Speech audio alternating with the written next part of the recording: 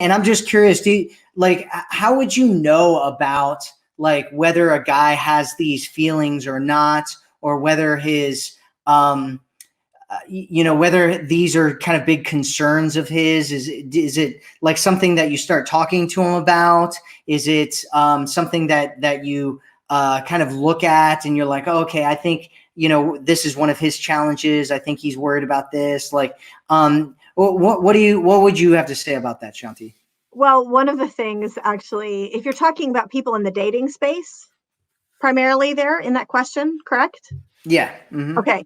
So one of the things we found when we did the surveys of single men and single women, because we've done all these surveys from age 15 to 75. So when you look at people in the single, not married yet space, whether they're living together or whether they're just dating casually or dating seriously, what we find is that the average man tends to assume that something else is attractive to women than women do.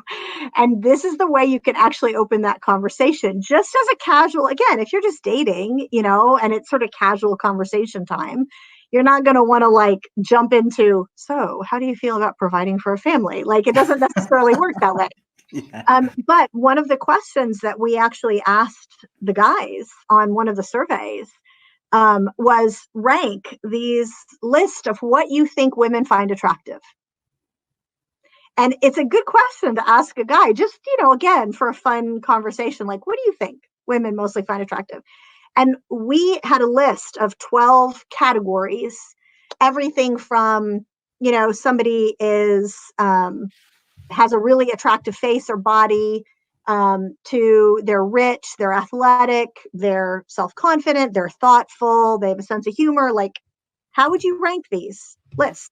And it's telling, because the average guy, and this is a great way to open that conversation, the average guy, what we found is somewhere between 75 and 85% of men said that the top 3 most attractive qualities were buff body, athletic, and rich.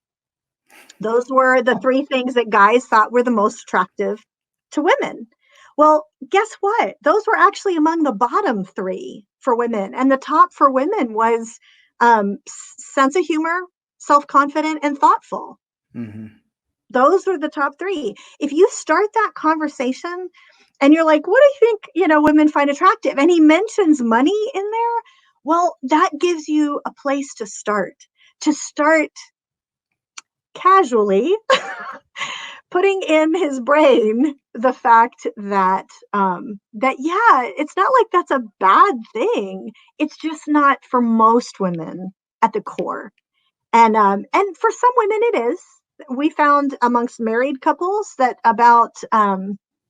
that it was 70% of married women would trade off the stuff if that was what it took to get more of him. If they would downsize or take cheaper vacations or whatever, if he was working a ton of hours and that was what it took to get more of him, that was 70% of married women.